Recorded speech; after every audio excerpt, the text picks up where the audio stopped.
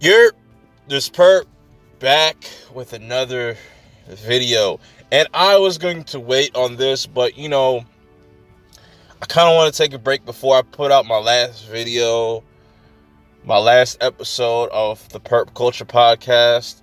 I'm gonna have to start recording that sometime next week and put that out by New Year's Eve, so be on the lookout for that. I'm gonna try to make it one of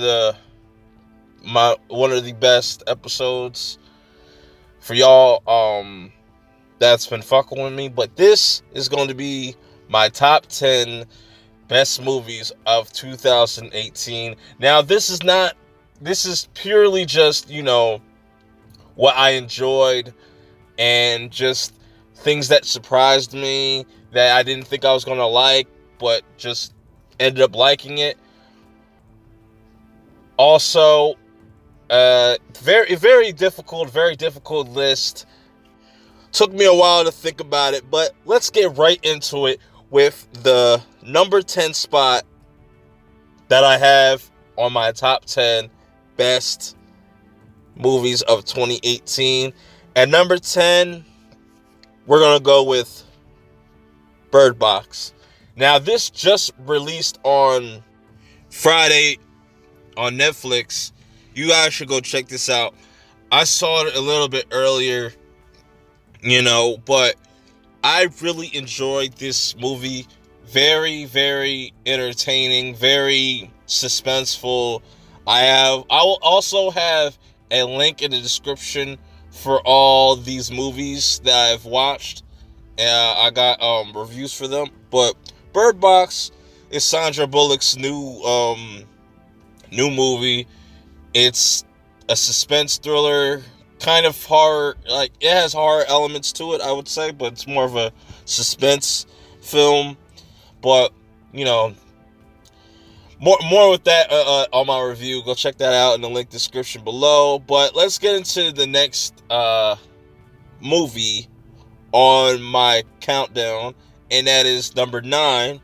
And number 9, this one was definitely a surprise and shocker. Searching was definitely a sleeper hit, I think, of this year. One of the sleeper hits of this year. Just because I was turned off by the style of it. It looked like, that dark web shit, that unfriended shit. Didn't interest me. I didn't see this in theaters, but like when it came out later, that's when I went to check it out. And I actually watched it like twice.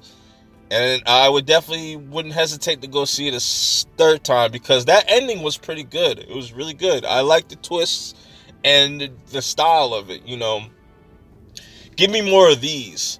Less of that horror bullshit, I don't like that when they use this style with horror. It doesn't match well. But overall, cool movie. Thought it was phenomenal. But also, let's keep this thing moving. Let's get to number 8, and this one came out a couple months ago, or a month ago. Overlord. Overlord is pretty much, how would I say this? It's like Grindhouse meets Inglourious Bastards. This was a really fun and really gritty movie. I really enjoyed and had fun with this whole entire film. And you guys should go check this out. Even if you're not a horror fan, it's definitely something you can just, throw on and watch with friends or watch by yourself. Really cool story. And it sucks that it's not Cloverfield 4, and that's been kind of confirmed. Great cast. Everybody was pretty solid. It was a solid movie, man. Like, I have really no complaints about it. Also, a link to that in the description below. Go check that out. Yeah, definitely a fun ride. But let's move it on to number 7. And my number 7 is another horror movie by the name of A Quiet Place. A Quiet Place definitely shocked the hell out of me and surprised me because, for one, I don't really like PG-13 horror movies. And this is easily the best PG-13 horror movie I've seen. By far. I could be off, but it's the best horror movie, PG-13 horror movie I've seen in a very long time. Very cool concept. Very similar to Bird Box, but Bird Box's story came out before this. But this one, it's more about hearing and whatnot, and Bird Box is, you know what I'm saying, you're going into something blind. But, you know, that's my number 7 spot. Number 6, we got another horror movie, man, and that's Halloween 2018. Now, and I'm not a huge, out of all the slashers, I'm not a huge Mike Myers fan, but I really had fun with this movie. It was action-packed, you know, it really did something different with the horror genre, or just the slasher genre in general.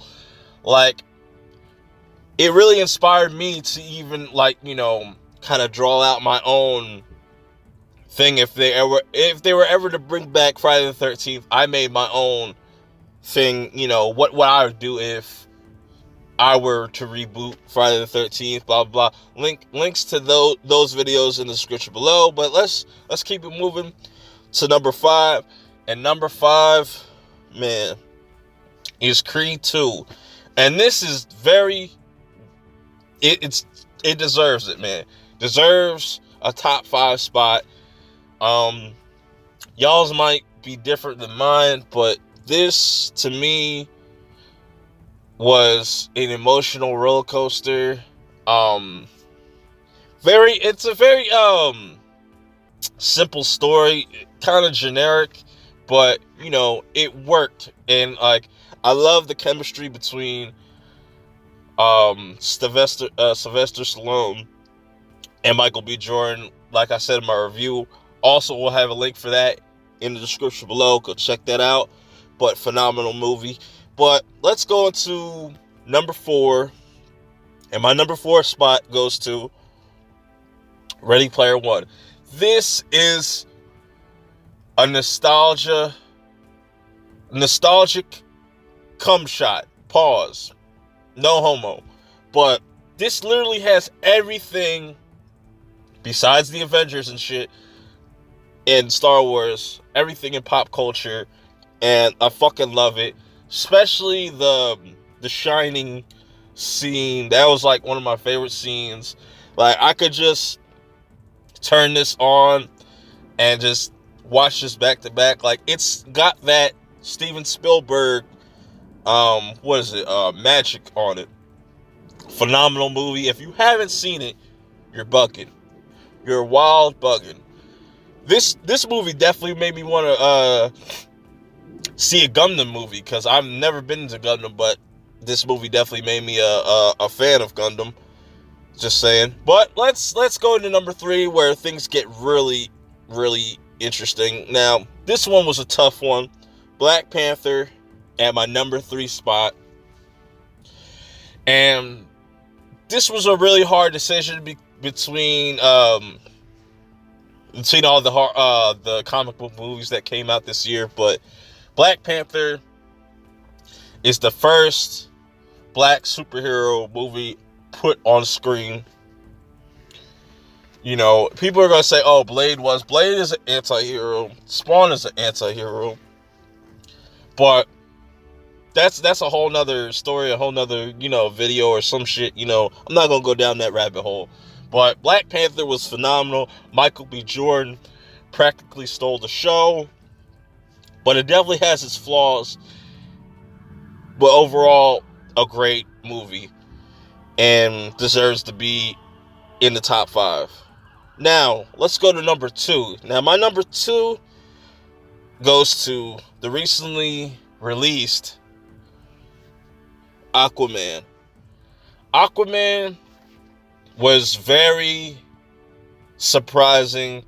I was not expecting to see the things that I did. I was not expecting to, get this type of movie, but you should never doubt James Wan. James Wan has one of the best, visual perspectives I've ever seen in a director. Like, from Fast to Saw to, he can literally do any genre.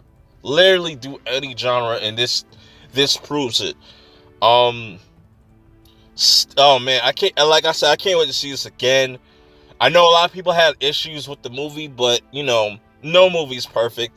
Just like my number one spot, which we're going to get to. But Aquaman movie review in the link in the description below. But now for the number one spot, Infinity War.